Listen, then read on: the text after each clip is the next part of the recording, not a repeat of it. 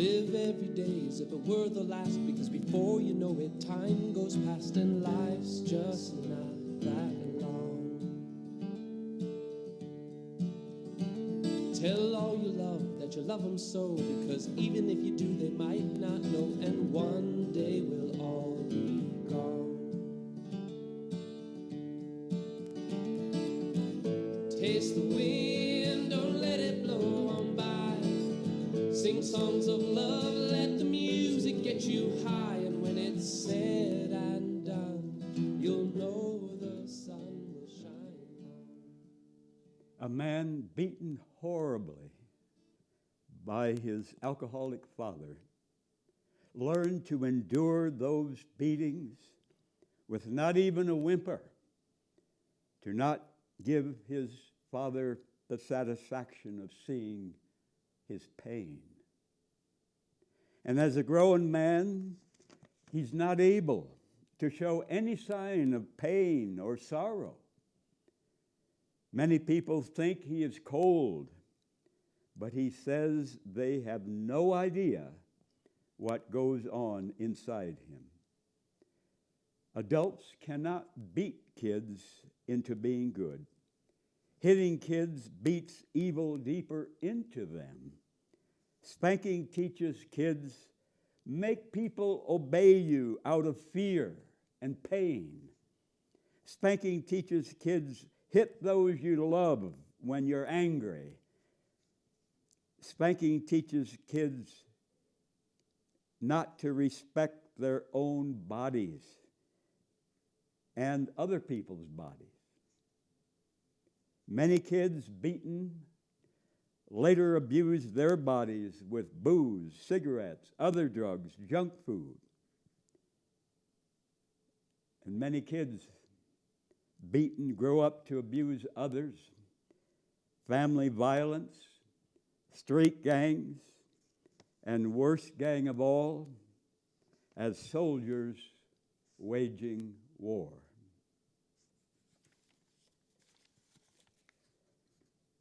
For many years, I've written letters to friends locked up. A white man friend in an Illinois prison, we have written each other almost 28 years. A black man friend in the East, we've written each other 27 years. And many other people locked up for much shorter times, we have written each other. Sadly, prisons are big business in the United States. Billions of dollars to the contractors, the crews building the prisons.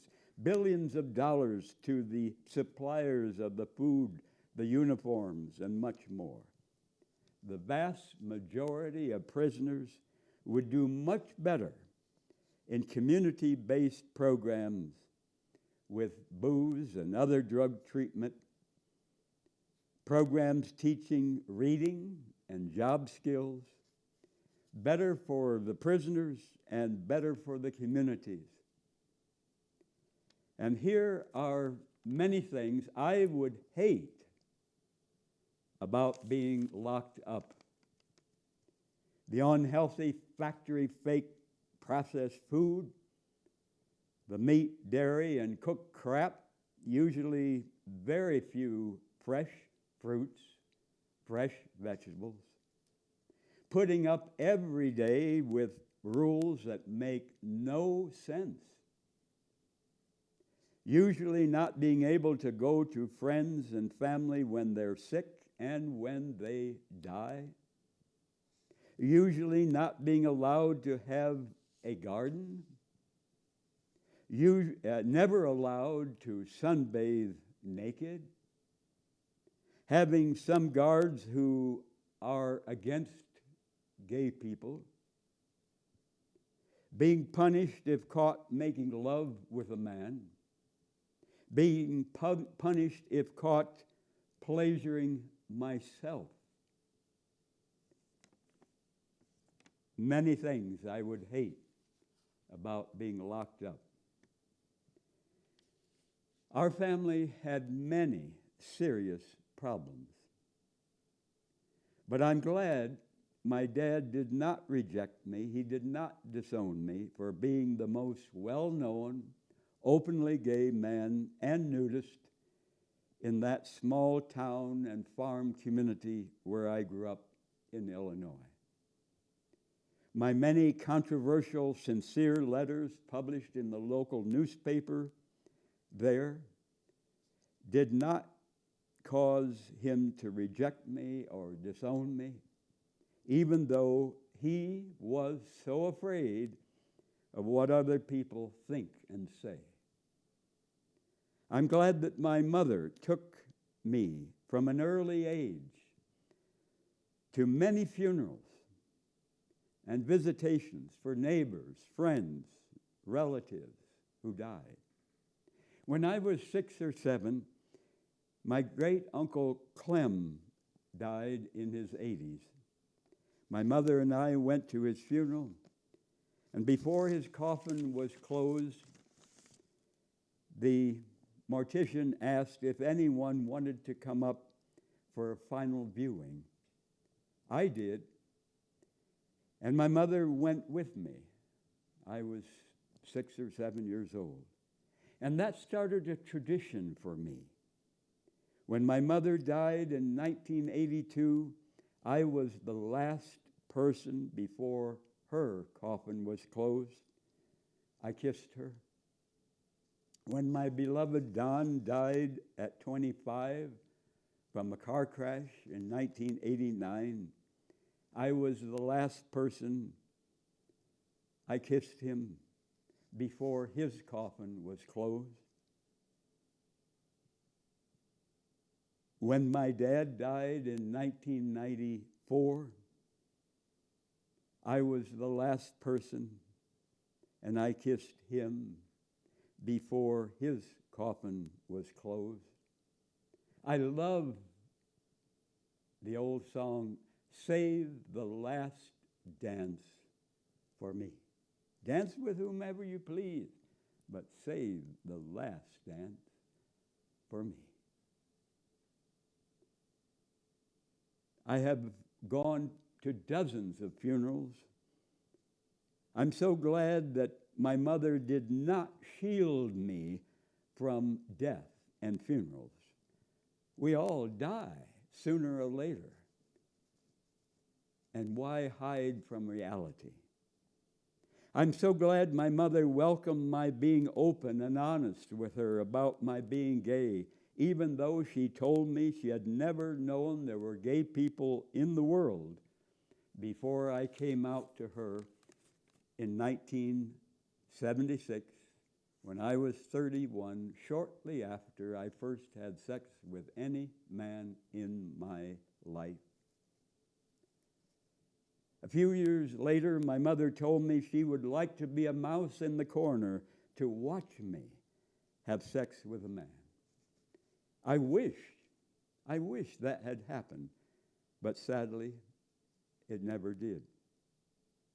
I am so glad I could be open with my mother about my sex with men.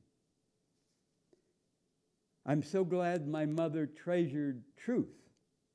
She hated all lies. She hated bullshit.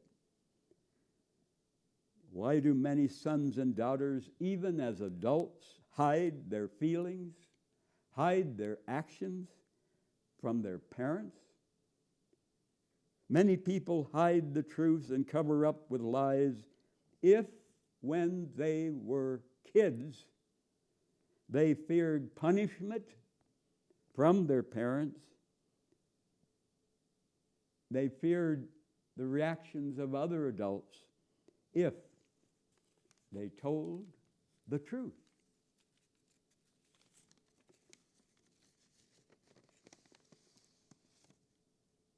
Imagine standing outside casinos and certain fundamentalist churches and asking the fathers and the mothers coming out this question: if you had a son and had to choose between either having your son join the military, go to war, kill men, or having your son tell you he enjoys sex and romance with men?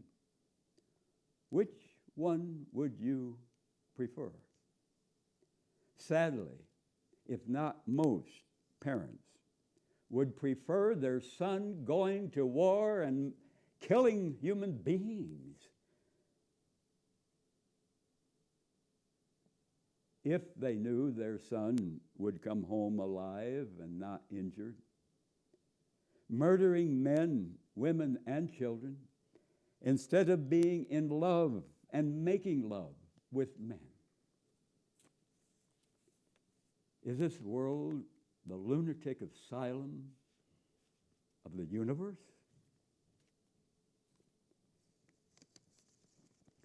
I love living naked at home, living mostly naked in public when I'm warm enough.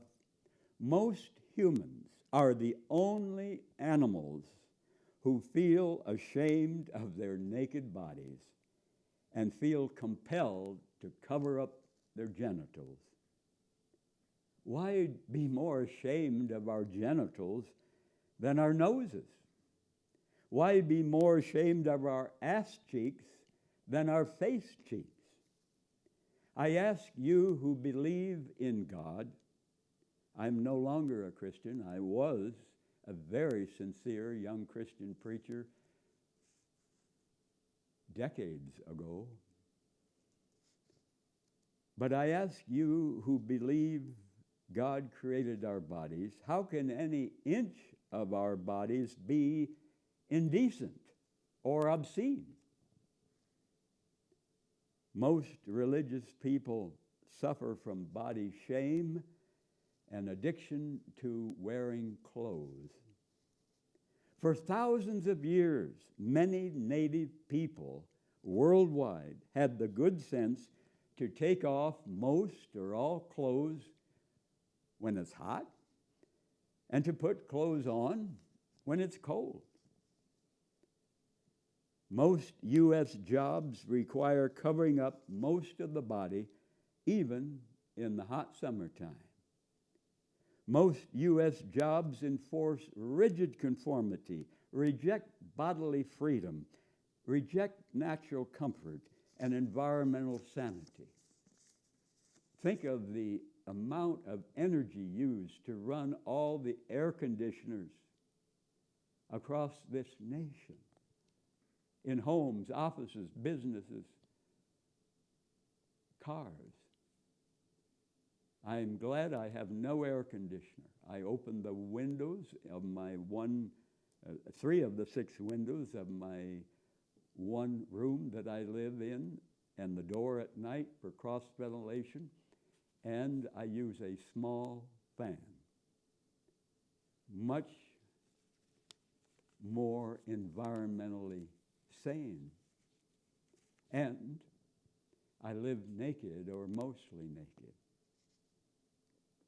I would never want to spend summers imprisoned in sweaty clothes covering most of my skin. That would be hell.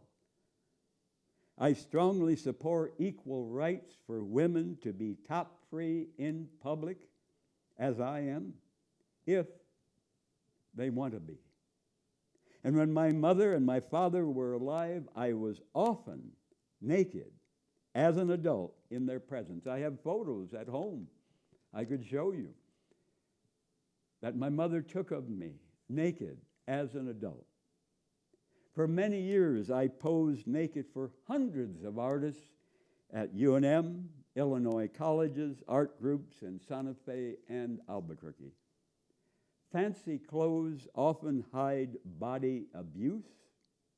Fancy clothes often hide body neglect and fat. Living naked keeps me devoted every day to eating only raw plant foods and to exercising vigorously. Why are most people more ashamed of being seen naked than they are of paying federal income tax to murder our sisters and brothers abroad in U.S. wars? I treasure friends. I treasure heart-to-heart conversations. The more personal and deep and real, the better. Why live on the surface? Why be shallow? Go deep. I treasure my friends, old friends, living, friends dead, new friends. Sadly, many friends from past years and places I have no contact with. I do not know if they're living or dead.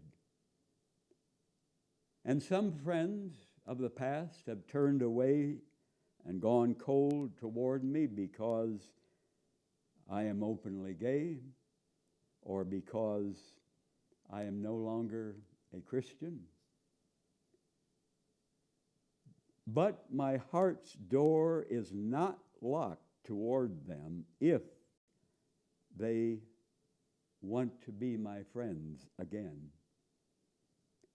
I learned from my friend Bob in Illinois to keep making new friends, keep making younger friends until the day I die. Before Bob died at 94 years old, he wrote me here in Albuquerque saying, "To my one and only friend." He had known many people years before in his business in that town. His beloved wife had died. Other personal friends had died.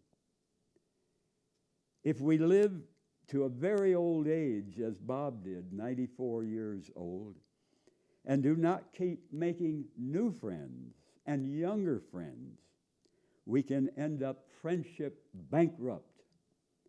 Friendship bankrupt is as bad as being hungry and homeless. Friendship bankrupt is as bad as living in a sick body. Never stop making new friends, younger friends, as we at the same time treasure all our friends, old, young, or in between, living and dead.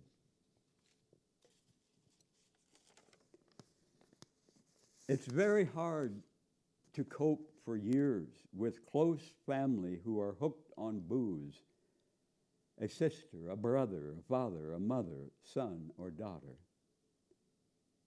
But it's even harder, even worse for that person, him or herself, addicted to booze or other drugs, to live in their body with that craving, that constant craving for the damn poison, alcohol, or other poison drugs. And to see them losing their own health, aging much faster, dying younger, feeling their life controlled by the devil in the bottle or the can. In their sober moments, if you have a loved one like that, addicted, in their sober moments, compliment the loved ones sincerely on their good qualities, their good actions, and hug them warmly if they want your hugs. Encourage them to eat only healthy plant foods. Eating only healthy plant foods can slowly reduce their craving for booze and other drugs. Tell them this and mean it from your heart. I am not here to insult you. I'm not here to pick fights with you. I do not want you to insult me and pick fights with me.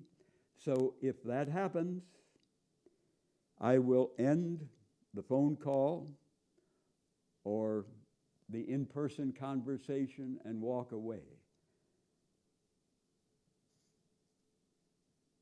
and come back another time. We need to apologize when we wrongly hurt our loved one who is drunk or addicted to other drugs.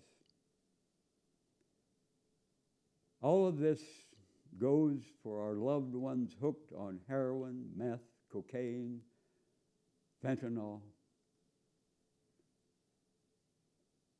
Fortunately, I have no close family addicted to booze, but I've had many dear friends over the years who suffered from booze, heroin, meth, cocaine. And some of them died years before they would have if they had lived healthy. The semen, the cum of a man who smokes cigarettes is contaminated with the many poison chemicals in cigarette smoke. Do you hear that in cigarette commercials? Hell no.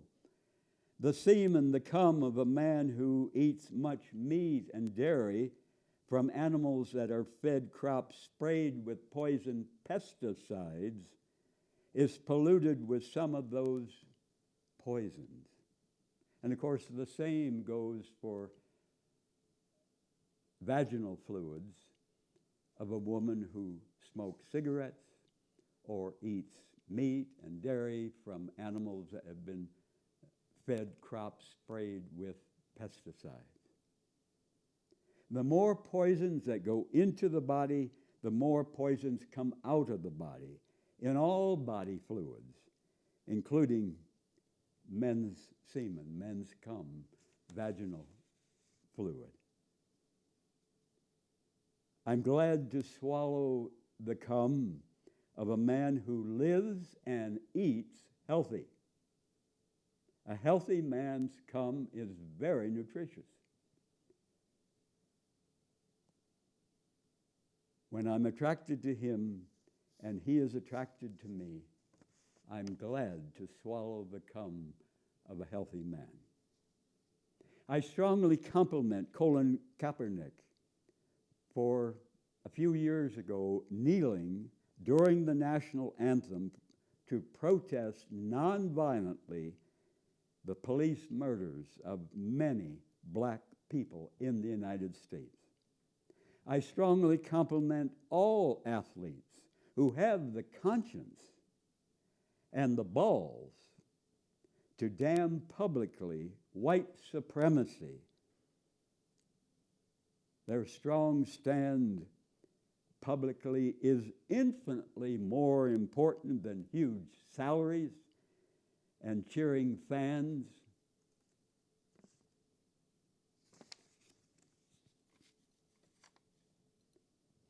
I would not ride a motorcycle for all the money in the world. There's no protection at all. And sadly, a lot of motorcycle drivers don't even wear a helmet for their heads to avoid life-threatening brain injuries. I knew a woman here in Albuquerque years ago, and part of her leg was cut off, amputated, because of a motorcycle accident. My friend, many years ago, Louis Ramirez in Illinois, was riding his motorcycle. He turned his head to speak to his girlfriend who was with him on that motorcycle. He crashed. He died. And his brother Daniel, who was also a dear friend of mine, was working with the ambulance that night. Daniel found his brother dead from the motorcycle crash. Devastating. Motorcycles have no protection other than a helmet if the driver will wear it. I voted for Biden mainly to remove Trump, and I compliment some of Biden's actions as president. I compliment his strong message condemning the 1921 white supremacy massacre of black people in Tulsa, Oklahoma. I compliment Biden's making Juneteenth a national holiday in honor of the last enslaved black people in the United States who found out they were free, no longer bought, sold, owned by whites. I compliment Biden and his wife Jill for their strong stand in support of lesbian, gay, bisexual, trans people. I compliment Biden for making the Orlando, Florida gay nightclub, The Pulse, a national monument. 49 people, mostly LGBT, were murdered there in 2016. But I damn Biden's locking up many thousands of asylum seekers from other nations desperately trying to get into the United States to save their lives. I damn Biden's spending billions of dollars of weapons to Ukraine instead of doing his damnedest to stop the war and to negotiate a peace between the United States and Ukraine. And those billions of dollars of weapons that he sends to Ukraine are escalating the war and making billions of dollars of profits for the U.S. weapons companies who don't give a damn about the grandpas and grandmas and moms and dads and aunts and uncles and kids massacred by those weapons. I damn Biden's military strikes against Syria, against Iraq, against any other nation in the future. I damn Biden's support for the U.S.'s massive spending for war and for nuclear bombs. Sadly, many Democrat politicians, even though better than many Republican politicians on some things, many Democrat politicians are better than many Republican politicians on civil rights for people who are not white, for equal rights for women, for lesbian, gay, bisexual, and trans people, for some environmental concerns, for voting rights, for freedom of speech. I compliment many Democrat politicians on those issues who are often more progressive than Republicans. But sadly, many Democrat politicians are just as addicted to U.S. wars and to the United States empire stealing the resources, the cheap labor of smaller nations all over the world, just as addicted as many Republican politicians. Remember Democrat President Harry Truman, the only world leader in human history ever to atomic bomb whole cities, Hiroshima and Nagasaki, Japan, August 1945. Harry Truman, the Democrat president, celebrated the mass murder of many thousands of women and children and men. And Truman said, sadly, don't ever apologize for anything. Awful, evil. Remember Democrat President Woodrow Wilson, who supported the Ku Klux Klan. Democrat President Woodrow Wilson, who supported white supremacy and took the United States into World War I. Remember Franklin Delano Roosevelt, Democrat president, who welcomed Japan's bombing of the U.S. at Pearl Harbor. Now, he didn't say that publicly at the time, but the truth came out later. So he could convince this nation to go to war against Japan. Franklin Delano Roosevelt called the bloody dictator in Central America, Somoza in Nicaragua, he's a son of a bitch, but he is our son of a bitch.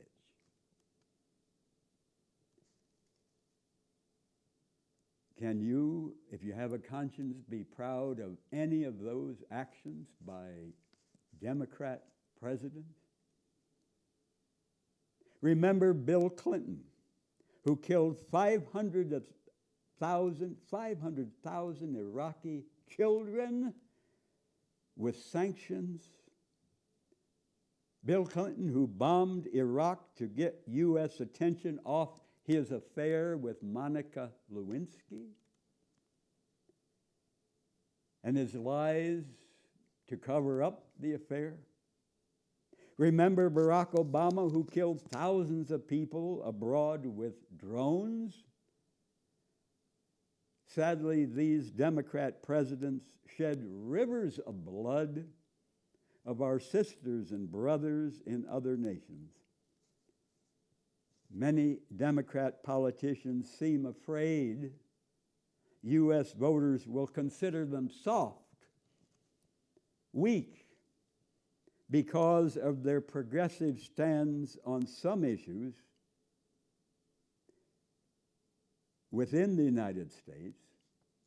So they have to prove they can steal and they can murder in U.S. wars as much as many Republican politicians. How sad, how evil.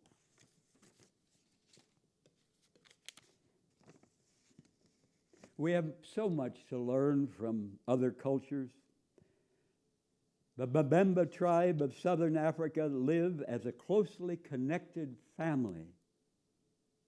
And when someone in the tribe wrongs another, the offender is placed in the center of the village alone, not chained, not stoned, and everybody stops working in the tribe, and all the people gather around the offender. And then, now imagine this, if this were to happen in our town, and then each person of all ages, one at a time, tells all the good things that person ever did in his or her lifetime.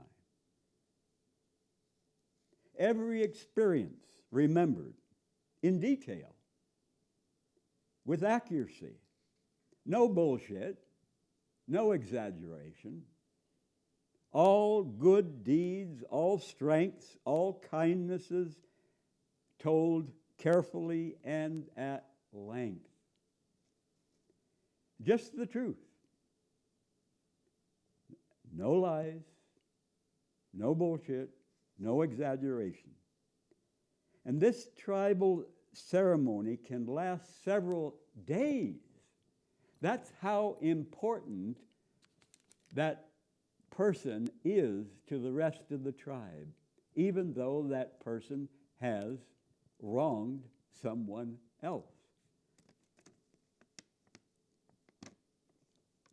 And this ceremony does not stop until every person has said all the good things remembered about the offender in the center of the village. And then a joyous fiesta takes place. And the person in the center is welcomed back into the tribe. These ceremonies are rarely needed because instead of shaming and branding the offender as a hopeless, no-good criminal, the tribe spends days making this person their main concern, to heal the person, to restore him or her as a respected member of the tribe. We all are far more than the worst thing we ever did in our lives, or the worst thing we almost did. The tribe concentrates on the good in the offender, and this is infinitely better than most of the U.S. court system, most of the U.S. prison system. I have stated in my will that if someone kills me, I ask my friends to offer forgiveness and friendship to that person. With much help, we can turn from evil. We can change. The U.S. government officially kidnapped hundreds of thousands of Native American children for over 100 years. The U.S. government stole these hundreds of thousands of Native American children from their tribes, from their families. The U.S. government forced them to go to boarding schools, to rob these children of their native languages, to rob them of their native ways and their culture. And how many of these children were beaten by the white people in charge of those boarding schools? How many of these children cried themselves to sleep, homesick for their mother and dad? Sometimes children as young as 6 or 7 or 8 years old, stolen officially from their families. How many of them learned to hate themselves for not being white? How many of them ran away? How many of them never learned how to be a good father or a good mother to their own children because they were stolen from the love of their parents? How many of these children later became addicted to booze, to other drugs, in order to forget the trauma, the hell they suffered as children in those boarding schools? How many became mentally ill for life? How many of these Native American children, as they grew up, were duped and conned and baited and recruited by their oppressor, the U.S. government, to become U.S. soldiers to murder indigenous people in other nations? How many of these Native American soldiers had been soul poisoned as children in those boarding schools to believe the white people's God approved of U.S. wars in other countries? How many of these Native American soldiers came home in body bags? How many returned as alcoholics, wanting to forget forever the atrocities they committed to other human beings who were not white?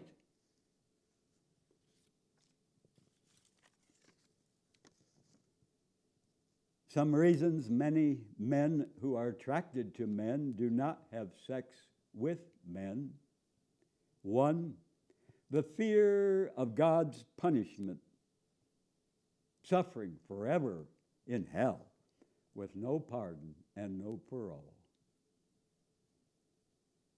Another reason that many men attracted to men do not have sex with men, the fear of rejection by family, friends, buddies, society, if those people find out.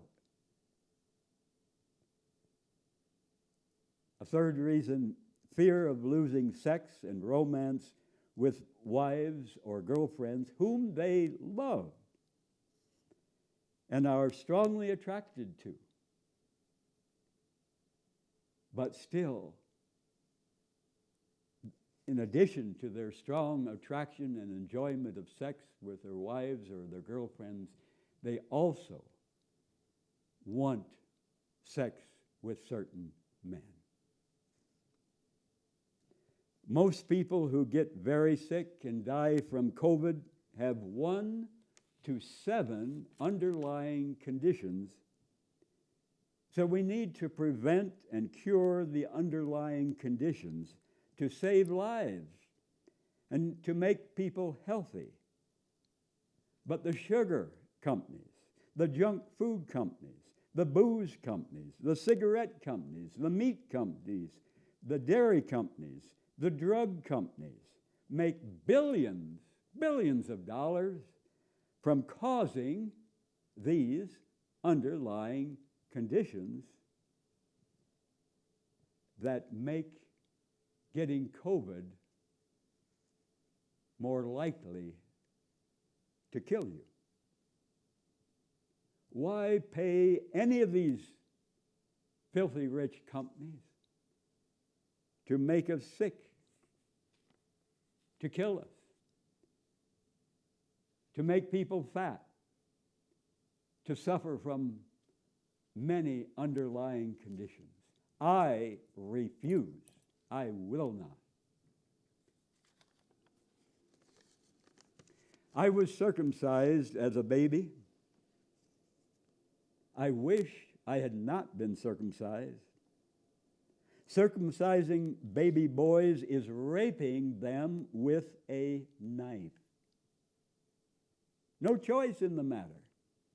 Part of their cock is cut off. Circumcising baby boys is government-approved sexual torture. Circumcising baby boys is child abuse committed by doctors. Circumcising baby boys is permanent body mutilation, sadly approved by parents. Circumcising baby boys is a stupid, brutal tradition. Every child, boy or girl, has a human right to his or her own whole body, the whole body, with nothing chopped off. The penis is for giving pleasure, for receiving pleasure. But the baby boy, coming from the comfort and the safety of mama's womb, soon suffers violence and severe pain to his penis. How abandoned, how betrayed that baby boy must feel. Why are his parents not protecting him from this vicious attack on the most sensitive part of his body? Why? In the late 1800s in the United States, masturbation was damned as the cause for many sicknesses. Talk about ignorance. Masturbation was damned as the cause for many sicknesses. Circumcision was praised as the miracle cure for masturbation. What crazy stupidity. And this came from so-called medical experts.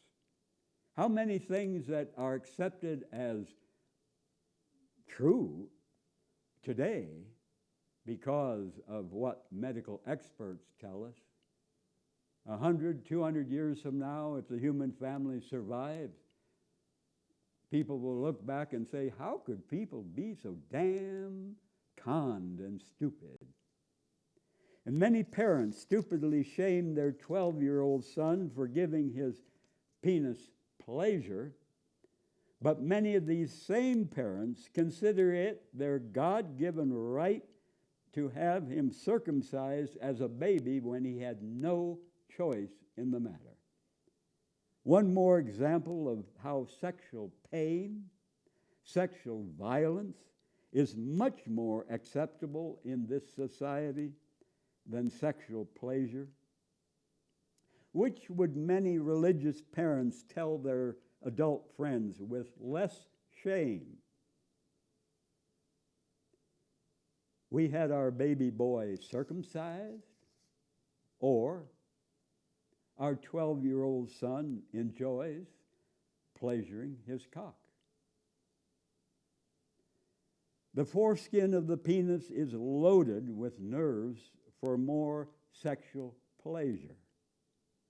The foreskin also protects the head of the penis. And after circumcision chops it off, the head of the penis gradually builds up extra layers of cells to protect itself because the foreskin is missing. So the result of circumcision is less sensitivity, less pleasure in sex. The foreskin around the shaft of the penis gives the marvelous slide and glide pleasure, great for pleasuring oneself and great for sex with a woman or with a man. And I compliment all the nurses, the doctors, and parents who refuse to circumcise baby boys. I wish I had not been circumcised as a baby. Sadly, my parents did not know better.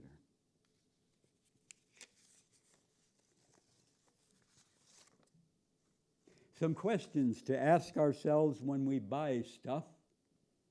Do I need it? Why do I want it? Did I decide I wanted it before I saw it in the store or the catalog? Can I get along okay without that thing? Can I make or build or borrow instead of buying? Can I rent it or barter for it? Can I use or find something else to serve the same purpose? How long will that thing last? How much will I use it? Can I buy it used at a flea market or thrift store or yard sale? Is it recyclable? How will I dispose of it? Is the use or the pleasure I will receive from it equal to all it costs? Can it be operated and repaired simply at low cost? What is the quality of its materials? How well is it made?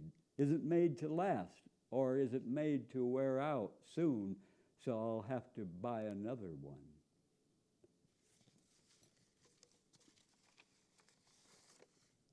Sugar can cause and worsen 60 diseases. 60 diseases.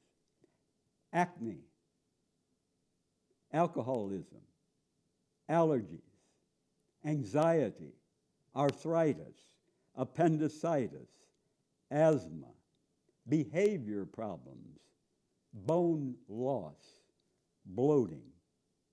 Sugar can cause and worsen binge eating, cancer.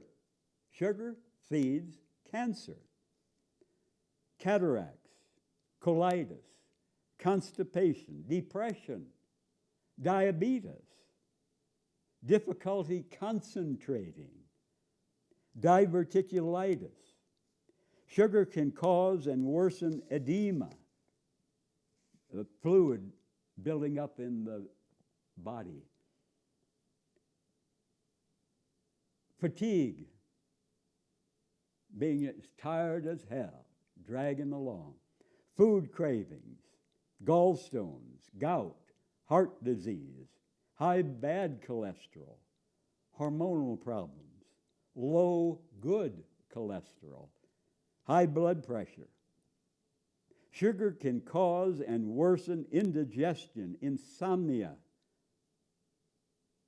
kidney stones, liver problems, menstrual difficulties, mental illness, mood swings, muscle pain, being fat, all infections, including COVID,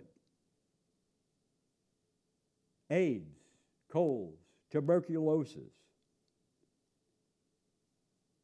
flu, yeast infection. Sugar can cause and worsen multiple sclerosis, tooth decay. How well? I know, because I was severely addicted as a kid and in my 20s to ice cream, cake, cookies, candy. But I woke up. Nothing with sugar goes into my mouth for now, I guess, about 30 years. Hell no. It's poison, slow poison.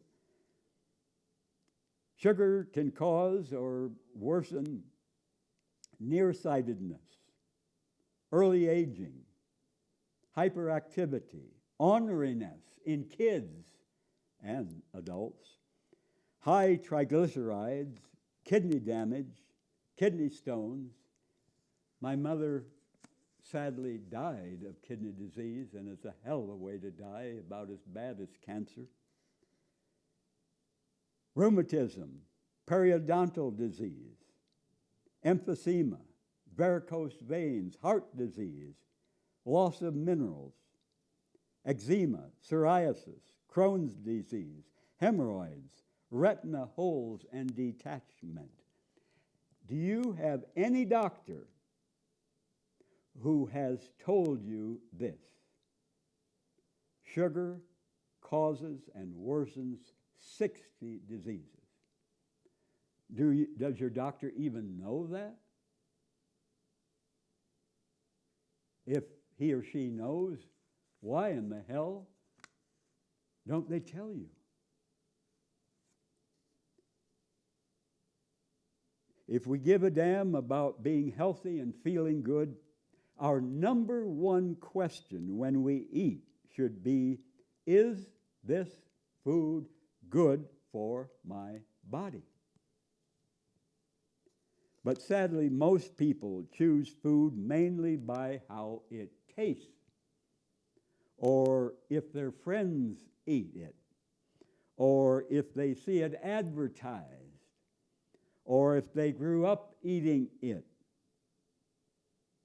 For me, nutrition is far more important than just taste. I want to be healthy until the day I die.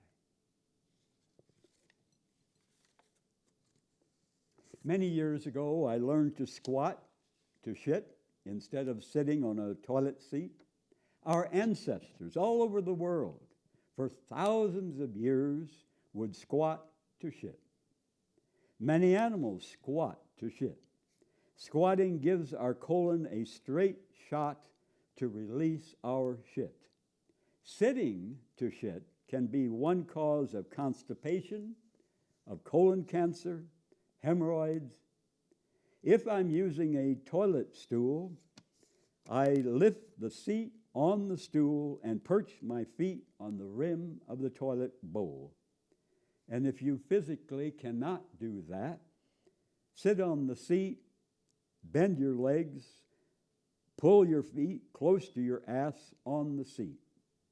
And if you physically cannot do that, put something the same height in front of the toilet stool, bend your legs, and put your feet on that. And instead of toilet paper, for years I have used small, wet cloths. 5 good reasons. Wet cloths clean better.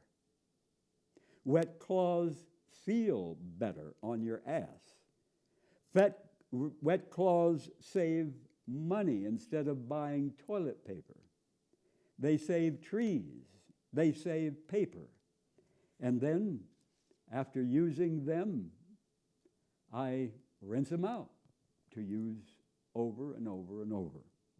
We can think outside the box. We don't have to follow what the commercials say and what all the people we know do. We can think of new ways to live better.